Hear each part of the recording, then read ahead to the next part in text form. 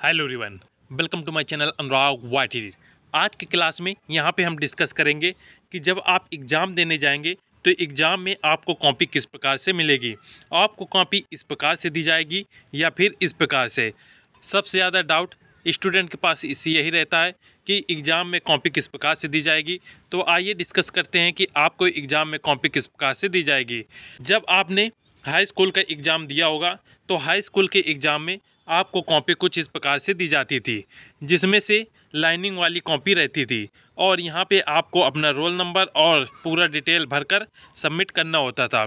इसके बाद आपने जब इंटर किया होगा तो इंटर में भी आपको कुछ इसी प्रकार से कॉपी दी जाती थी, जहाँ पर आपको यहाँ पे अपना अनुक्रमांक अंकों और शब्दों में अर्थात रोल नंबर आपको लिखना होता था।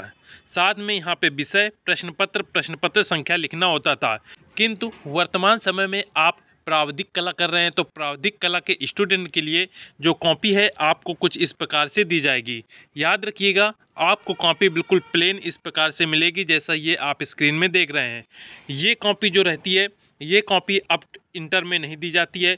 बहुत से कम कॉलेज हैं जहाँ पे आपको इस प्रकार से कॉपी देखने को मिलेगी। ये कॉपी यदि कॉलेज द्वारा दी जाती है तो मात्र 2 पेज की दी जाएगी, जिसमें आपको जितने भी आपके बहुविकल्पी प्रश्न अर्थात एमसीक्यू अर्थात खंड आ है उनको यहाँ पे आपको करना है, और जितने भी सेक्शन सी और डी में आप रचना लिखेंगे वो भी इसी कॉपी में लिखेंगे।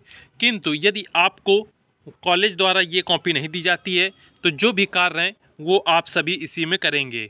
आगे देखते हैं कि ये जो कॉपी रहेगी कुछ आपकी बिल्कुल वाइट पेज की रहेगी और इस प्रकार से रहेगी। यदि इसकी लंबाई और चौड़ाई की बात की जाए तो इसकी जो लंबाई रहेगी वो लगभग आपकी 40 सेंटीमीटर के लगभग रहती है, और यदि चौड़ाई की बात की जाए तो चौड़ाई आपकी 35 सेंटीमीटर की रहेगी। अर्थात ये जो इस तरफ की लंबाई होगी वो लगभग 40 सेंटीमीटर या इससे कम या ज़्यादा भी हो सकती है, और जो चौड़ाई रहती है वो 35 सेंटीमीटर के आसपास रहती है। तो आपको कॉपी इस प्रकार से दी जाएगी। अब कॉपी से रिलेटेड कुछ पॉइंट आपको याद रखना है कि पहला पॉइंट आपको ये आता है कि क्या कितनी कॉपियाँ दी जाएंगी। तो याद रखिएगा, आप जब एग्ज़ाम देने जाएंगे तो आपको एग्ज़ाम में सिर्फ एक ही कॉपी दी जाएगी, अर्थात एक ही ये ड्राइंग शीट दिया जाएगा जो बिल्कुल वाइट पेपर होगा। दूसरा पॉइंट आपको याद रखना है कि यदि ये बहुत से स्टूडेंट पूछते हैं कि सर यदि एक ड्राइंग शीट भर जाती है तो क्या दूसरे मिलेगी। तो याद रखिएगा, एक ड्राइंग शीट भरने के बाद कोई भी दूसरी आपको ड्राइंग शीट नहीं दी जाती है। और तीसरा पॉइंट स्टूडेंट के मन में रहता है, क्या एक ही ड्राइंग शीट में सभी प्रकार के प्रश्न आ सकते हैं। तो जी हाँ, आपकी ड्राइंग शीट इतनी बड़ी होती है कि एक ही ड्राइंग शीट में आप सभी प्रकार के प्रश्न कर सकते हैं। याद रखिएगा, यदि आपके प्रश्न एक साइड में नहीं आते हैं तो आप प्रश्न जो हैं आपके दोनों साइड कर सकते हैं। जैसे ये आपकी ड्राइंग शीट कुछ इस प्रकार से रहेगी। आपको ज़्यादा प्रश्न नहीं करने होते, सिर्फ 6 ही प्रश्न आपको सॉल्व करने होते हैं, इसलिए एक ही ड्राइंग शीट आपको दी जाएगी। और दूसरा पॉइंट आपको याद रखना है कि यदि आपके पे जैसे आपने आगे साइड में कार्य किया और कुछ प्रश्न रह जाते हैं तो इसके पीछे साइड भी आप कार्य कर सकते हैं, इसमें कोई भी प्रॉब्लम नहीं होगी। तीसरा पॉइंट याद रखना है कि ये जो आपकी ड्राइंग शीट रहेगी वो इस टाइप की रहेगी, और इसमें आपको यहाँ पे अर्थात दाएं साइड अर्थात राइट साइड में यहाँ पे आपको अपना रोल नंबर अंकों में और यहीं पे आपका रोल नंबर शब्दों में दोनों में लिखना है, और ये कार्य आपको कॉपी के दोनों साइड करना है। जो भी आपकी कॉपी ड्राइंग शीट दी जाएगी वो आपके दोनों साइड ये रोल नंबर आपको लिखना है और उसके बाद ही सबमिट करें। तो ये बात हो गई आपकी ड्राइंग शीट के लेकर कि आपको एग्ज़ाम में इस प्रकार से बिल्कुल वाइट पेपर मिलेगा, और इसी वाइट पेपर में यहाँ पे आपको दाएं साइड में आपको अपना रोल नंबर अंकों और शब्दों में डालना है, और उसके बाद आपको कार्य करना है। अब कार्य करने के लिए आप जो भी खंड डालेंगे, जैसे ये कॉपी है तो सबसे पहले आप यहाँ पे डालेंगे खंड, या इंग्लिश में डालेंगे तो इंग्लिश में आप लिखेंगे सेक्शन ए, इंग्लिश में सेक्शन ए, और हिंदी में आप खंड आ डालेंगे। इसके बाद यहाँ पे आप कुछ जो भी डिज़ाइन आप बनाते हैं वो इस प्रकार से बना सकते हैं, और ये जो कार्य करेंगे ये कार्य आप स्केच से या फिर पेन से कर सकते हैं। उसके बाद आप जिस प्रकार से प्रश्न उत्तर जहाँ भी डालते हो, यहाँ पे यदि प्रश्न डालते हैं तो यहाँ पे डालिएगा प्रश्न 1, उसके बाद यहाँ पे इस प्रकार से कर दीजिएगा, उसके बाद यहाँ पे उत्तर डालिएगा इस प्रकार से, और उत्तर 1 है तो इस प्रकार से उत्तर 1 करके यहाँ पे जो भी उत्तर है, मान लीजिए आपका पहला प्रश्न का उत्तर है का नंबर सही हुआ तो यहाँ पे का डालिएगा, का को इस प्रकार से ब्रैकेट में बंद कीजिएगा और का के आगे जो भी उसका आंसर हो वो भी ज़रूर लिखिएगा। बहुत से स्टूडेंट करते हैं कि वो सिर्फ का लिख के छोड़ आते हैं और उसके बाद यहाँ पे जैसे उसके बाद नीचे लाइन से लिखेंगे उत्तर 2 और यहाँ पे खा लिख देंगे। तो ये आपका खा केवल या ABCD करके केवल वहाँ पे लिख के ना आए, आपको दोनों कार्य करने हैं। यहाँ पे का भी लिखिएगा, उसके बाद जो भी आपके यहाँ पे आंसर है, मान लीजिए वर्ग आपका आंसर आया तो यहाँ पे वर्ग भी इस प्रकार से लिखिएगा। दूसरे का उत्तर यदि खा आपका सही है तो 2 का खा इस प्रकार से लिखिएगा। उसके बाद यहाँ पे आंसर यदि आयत सही है तो यहाँ पे आयत इस प्रकार से आपको पेन से लिख के आना है। तो ये इस प्रकार से दोनों कार्य इसलिए लिखे जाते हैं। उत्तर में आपको का और वर्ग इस प्रकार से इसलिए लिखा जाता है क्योंकि एग्जामिनर जो होता है यदि उसने का खा इस प्रकार से यदि प्रश्नों को याद कर रखा है तो वो जल्दी जल्दी कॉपी चेक करते चले जाएगा, और यदि उसके माइंड में वर्ग या आयत इस प्रकार से आंसर उसने बैठा रखे हैं तो वो फास्ट तरीके से चेक करता चले जाएगा।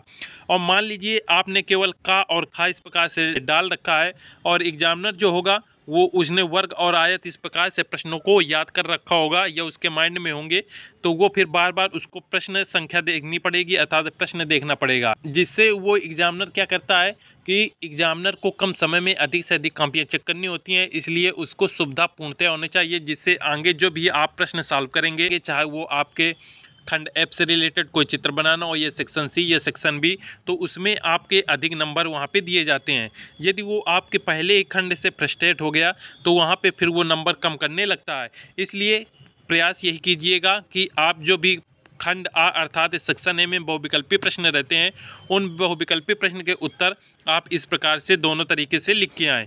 इसके बाद आपको नेक्स्ट प्रश्न लिखना है। मान लीजिए इसी सीट में आप दूसरा कार्य करेंगे तो उसके बाद यहाँ पे मान लीजिए इतने में हो गया तो इसके बाद इस प्रकार से आपको पेंसिल की सहायता से बिल्कुल हल्की सी रेखा खींच देनी है सीधी। उसके बाद यहाँ पे आपको डालना है, आप जो भी सेक्शन बी या खंड बा जो भी डालें वहाँ पे इस प्रकार से आप डाल दीजिएगा और उसके बाद उसका उत्तर करके यहाँ पे इस प्रकार से उत्तर करिएगा और उत्तर 2 है तो 2 इस प्रकार से लिखकर इस प्रकार से कर दीजिएगा और यहाँ पे ऊपर आपको प्रश्न संख्या यदि लिखना है तो प्रश्न 2 भी इस प्रकार से लिख सकते हैं और जो भी कार्य है वो यहाँ पे आप कर सकते हैं। तो इस प्रकार से आपको ये कॉपी में कार्य करना है और रोल नंबर का विशेष ध्यान रखें। रोल नंबर अंकों और शब्दों में ज़रूर लिख कर आएँ और साथ में आपको एक रफ कार्य के लिए एक अलग से एक पेज दिया जाता है, वाइट पेज बिल्कुल पतला सा दिया जाएगा, जिसमें कोई भी आपको रफ कार्य करना है या कोई क्वेश्चन सॉल्व करना है तो वो आप रफ कार्य में कर लीजिएगा। उसके बाद जो भी आंसर आए वो आप अपनी ड्राइंग शीट में अर्थात जो आपकी ड्राइंग शीट रहती है उसमें वो कार्य आप लिख दीजिएगा। दूसरा पॉइंट याद रखिएगा, बहुत से स्टूडेंट के कमेंट आते हैं कि सर जो ड्राइंग शीट मिलती है उस ड्राइंग शीट में यदि हम कोई चित्र अर्थात सेक्शन एफ को जब हम सॉल्व करेंगे यदि हम प्रकट चित्रण बनाते हैं तो कलर जो होते हैं एक साइड से दूसरे साइड या इतनी जल्दी कलर कैसे सूखेंगे। तो याद रखिएगा आपकी ड्राइंग शीट इतनी मोटी दी जाती है कि एक साइड से दूसरे साइड आपके कलर नहीं जा पाते हैं और ड्राइंग शीट मोटी होने की वजह से जो भी आप कलर यूज करते हैं उसका जो वाटर होता है अर्थात पानी होता है वो ड्राइंग शीट तुरंत ही सोख लेता है और मात्र 10 से 15 सेकंड के अंदर वो आप जो भी फूल बनाएंगे वो फूल आपका सूख के कंप्लीट हो जाता है। तो प्रकट चित्रण करने यदि आपकी आर्ट अच्छी है और प्रकट चित्रण आप अच्छे से कर सकते हैं तो फिर आप ये करिएगा, इसमें डाउट न रहिएगा। और सेक्शन एफ में जो बच्चे स्मृत चित्रण करना चाहते हैं तो स्मृत चित्रण की अच्छे से प्रैक्टिस अवश्य कर लीजिएगा जिससे वहाँ पे कोई भी प्रॉब्लम ना हो। तो ये पॉइंट हो गए सेक्शन एफ से रिलेटेड। अब बात करते हैं कि जो स्टूडेंट ने अभी फरवरी में ही तैयारी की है वो कम समय में अपनी तैयारी को बेहतर कैसे करें। तो याद रखिएगा हमने पूरी तैयारी आपके करवा दी है, आप प्लेलिस्ट में जाके देख सकते हैं। साथ में याद रखिएगा ये जो आपके पास टाइम बचा हुआ है इसमें अब आपको डेली क्लासेस होंगी, इसलिए एक भी क्लास मिस मत कीजिएगा। जो स्टूडेंट नए हैं या अभी तक हमारी क्लासें नहीं देखी हैं तो वो सबसे पहले जाके प्लेलिस्ट में जाके क्लासें देख सकते हैं, या वो क्लासें नहीं देखना चाहते तो आज से ही रेगुलर जो भी क्लासें आएंगी उन्हें आप मिस मत कीजिएगा क्योंकि सभी चीज़ें अब आपको ये 10 दिन के अंदर बता दी जाएंगी। सबसे पहले आप सेक्शन ए की जो प्लेलिस्ट बनी हुई है उसकी आपके क्लासें देखना है। सेक्शन ए के बाद आपको सेक्शन ई की जो प्लेलिस्ट बनी हुई है उसकी क्लासें देखना है। जब आप सेक्शन ए और सेक्शन ई की क्लासें को कंप्लीट कर लेंगे तो उसके बाद आपको सेक्शन बी में जाना है और सेक्शन बी की प्लेलिस्ट को आपको देखना है। यदि आप इस क्रम में देखते हैं तो आपको ये समझने में आसानी होगी और इन तीनों खंड के जो भी प्रश्न बनते हैं वो आप आसानी से सॉल्व कर सकते हैं।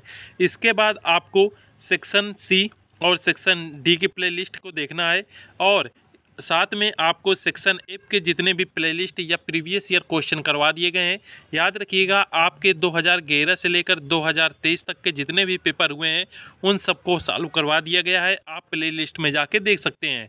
सेक्शन एफ के भी सभी प्रश्नों को सॉल्व करवा दिया गया है। साथ में राजीव क्वेश्चन बैंक और विद्या क्वेश्चन बैंक के सभी प्रश्नों को सॉल्व करवा दिया गया है। आप प्लेलिस्ट में जाके देख सकते हैं। अब बात करते हैं, आपकी जल्द ही मैराथन स्टार्ट होने वाली है। सबसे पहले सेक्शन ए की आपकी मैराथन आएगी, उसके बाद सेक्शन बी की, उसके बाद सेक्शन सी की, उसके बाद सेक्शन डी की और सेक्शन ई और सेक्शन एफ। इन सब की मैराथन क्रमशः आपको प्रतिदिन अब मिलेंगी। 6 आपके सेक्शन है और प्रत्येक सेक्शन की आपको एक क्लासें मिलेगी, जो कि आपको यदि यही 6 वीडियो आप देख लेते हैं तो आपका संपूर्ण जो सिलेबस है वो आपका रिवीजन हो जाएगा और यहाँ से कंप्लीट भी हो जाएगा। तो ये आप क्लासें ज़रूर देखिएगा। साथ में किसी प्रकार का डाउट है प्रावधिक कला से रिलेटेड तो आप कमेंट करके पूछ सकते हैं। और एक बात याद रखिएगा, इन सभी वीडियो की नोटिफिकेशन पाने के लिए आप चैनल को सब्सक्राइब जरूर कर लीजिएगा, जिससे जितने भी वीडियो आए उनकी क्लासेस की नोटिफिकेशन आपको मिल सके। मिलते हैं नेक्स्ट वीडियो में। जय हिंद।